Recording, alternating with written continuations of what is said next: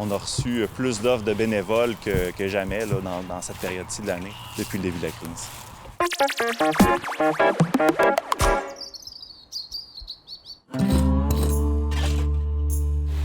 Depuis quelques semaines, le gouvernement appelle les Québécois à venir donner un coup de main aux agriculteurs. On est venu voir au Jardin de la Terre, une petite ferme de production maraîchère bio qui fait aussi de la réinsertion professionnelle. Comment ça se passe sur le terrain? La mission des Jardins de la Terre, c'est d'accompagner, former des jeunes adultes qui ont de la difficulté à intégrer le marché du travail. J'ai été en arrêt de travail pendant un bon bout. C'est un changement de carrière en ce moment. L'apprentissage, c'est vraiment pour un métier, un poste d'ouvrier maraîcher biologique. Donc, il y a à peu près une vingtaine de compétences ciblées. Journée typique, mettons, pour toi, ça ressemble à quoi? Moi, je commence à 8 h. Dans le fond, dépendamment des journées, il y a des journées où je peux passer l'avant-midi dans la serre. Les semis, le repiquage, à comment fonctionne le champ, comment on l'irrigue. On repique la tomate italienne de champ. Ils sont tellement tassés qu'ils finissent par s'étioler, donc on doit les espacer. On laisse une petite marge pour que l'eau d'arrosage puisse se faire ici. C'est un travail que tu considères comme étant facile, difficile, ça comporte son lot de défis. C'est quoi un peu ton impression?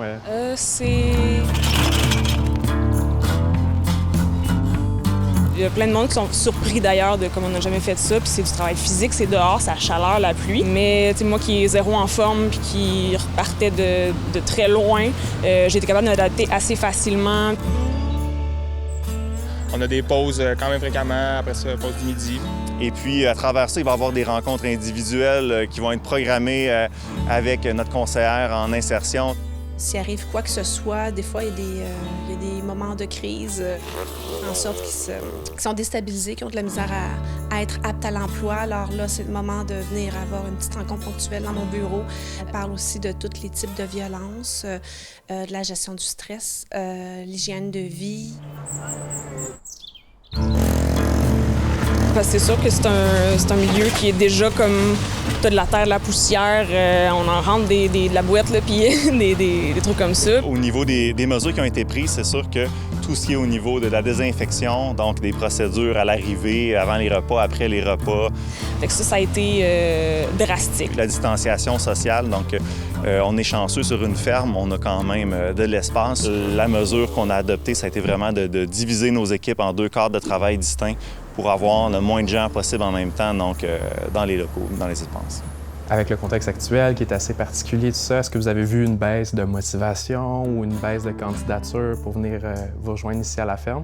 Étrangement, non. La mesure du PCU ou même les mesures pour étudiants n'ont pas influencé négativement ici. Là. Il y avait beaucoup de personnes que là, ils se retrouvent sans emploi. L'agriculture est vraiment in. En ce moment, est vraiment un incontournable. Fait que tout le monde s'intéresse encore plus, puis veulent développer ça, puis veulent apprendre. Puis en plus, on en parle tellement que c'est le futur du Québec. Naturellement, ça nous force une espèce de retour aux sources. Donc, l'agriculture fait partie des éléments, des fondements de toute société. Donc, moi, je pense que c'est un geste qui est peut-être même instinctif à un certain niveau. Dans le contexte actuel, une ferme donc, qui fait de l'insertion professionnelle est encore plus pertinent parce que les besoins d'inclusion et de trouver des moyens, des points de contact sont encore plus grands et risquent de l'être aussi à la sortie de cette crise-là.